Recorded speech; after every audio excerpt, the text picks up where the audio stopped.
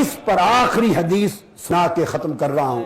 آخری حدیث سوائے چند اکابر علماء کے بہت سونے شاید وہ پڑھی اور سنی نہ ہو.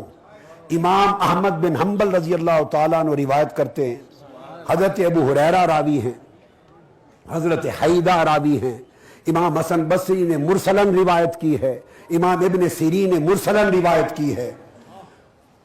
میری جو حدیث کی اولیاء کی شان میں کتاب ہے روضۃ السالکین, میں نے پورے ابواب جمع کیے اس میں, اور احسن الثناء فی اثبات الشفاعہ اس میں بھی جمع کی حدیث کی کتابوں میں. آقا علیہ السلام نے فرمایا 3 دن گزرے, آقا علیہ السلام نماز پڑھانے کے لیے تشریف لاتے, فجر ظہر عصر مغرب عشاء, واپس چلے جاتے, صحابہ کی مجلس میں نہ بیٹھتے. 3 دن صحابہ کو مجلس نہیں ملی, 3 دن کے بعد آئے. صحابہ کرام پریشان ہوئے, پوچھا یا رسول اللہ 3 دن سے نگاہیں دید کو ترس گئی ہیں, آپ نماز پڑھا کے چپکے سے چلے جاتے رہے اور بیٹھتے نہیں رہے, کیا ماجرا تھا؟ آقا علیہ السلام نے فرمایا میرے رب نے مجھ سے ایک وعدہ کیا کہ میرے محبوب تجھ سے وعدہ کرتا ہوں کہ تیری امت میں 70,000 لوگ ایسے پیدا کر دوں گا جو بغیر حساب و کتاب کے جنت میں جائیں گے, جن کا حساب و کتاب نہیں ہوگا. تو میں نے عرض کیا فزد, اور ففی روایت فاستزدتہ, میں نے اللہ تعالیٰ سے زیادتی مانگی کہ مولا یہ تھوڑا ہے زیادہ کر. تو میں 3 دن عرض کرتا رہا اور زیادہ کر. اللہ رب العزت نے جب میں نے پہلے دن کیا تو زیادہ کر دیا. فرمایا میرے محبوب ان 70,000 آدمیوں میں ہر ہزار ایسا ہوگا کہ اپنے ساتھ 70,000 بغیر حساب و کتاب کو شفاعت کر کے لے جائے گا. جب یہ اللہ نے یہ وعدہ کر دیا فاستزدتہ, اور عرض کیا مولا تعالیٰ وزد, یہ بھی تھوڑا ہے اور بڑھا. یہ تو 1000 اگر 70,000 کو لے جائے تو میری امت کے ایک ولی کے حصے میں 70 آدمی آئے نا, تو یہ تھوڑا ہے اور کر. 3 دن میں لجاجت کرتا رہا, التجا کرتا رہا, میرا رب لاڈ میں میری التجا سنتا رہا.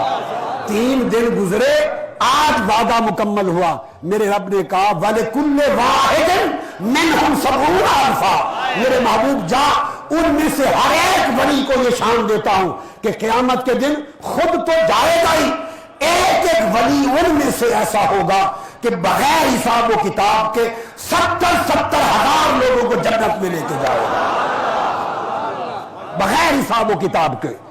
وہ جو حساب و کتاب کے بعد شفاعت سے جائیں گے وہ لاکھوں کروڑوں الگ ہوں گے, وہ لاکھوں کروڑوں الگ ہوں گے جو حساب و کتاب کے بعد جائیں گے. جو دوزخ میں پھینک دیے جانے کے بعد اولیاء کی شفاعت سے نکالے جائیں گے, جنت میں جائیں گے, وہ لاکھوں کروڑوں پھر الگ ہوں گے. یہ وہ لوگ ہیں کہ حساب و کتاب سے بھی پہلے وَلِكُلِّ وَاحِدٍ مِّنْهُمْ 70,000 بغیر حساب و کتاب کے ان میں سے ایک ولی اس شان کا ہوگا. حکم ہوگا 70,000. ترازو بعد میں لگائیں گے, نامہ اعمال بعد میں تولے گا, تو اپنے 70,000 لے کر جا. اور آقا علیہ السلام نے فرمایا کہ 70,000, اور دوسرے تراوی کہتے ہیں کہ شاید فرمایا 7 لاکھ. صحیح مسلم کی حدیث صحیح ہے, شاید فرمایا 7 لاکھ ایسے ہوں گے.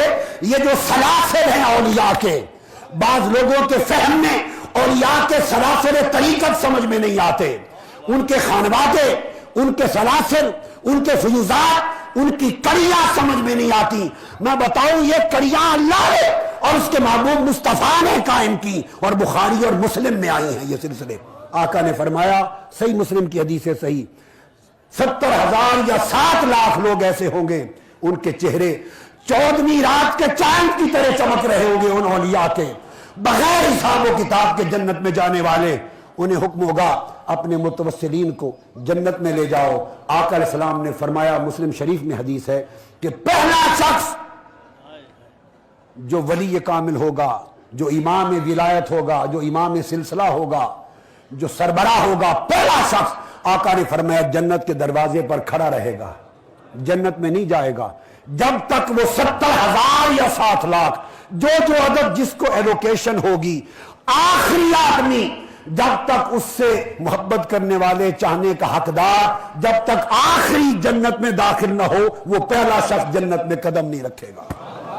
یہ صحیح بخاری صحیح مسلم کو کوٹ کر دیا. تو اب یہ سخی وہ لوگ ہیں کہ خود تو درجہ پایا مگر جو رب کی نعمت ملی اس دنیا میں بھی اور قیامت کے دن بھی یہ لاج نبھائیں گے اور سخاوت کے پورے فیضان کے چشمے کھولیں گے. لہذا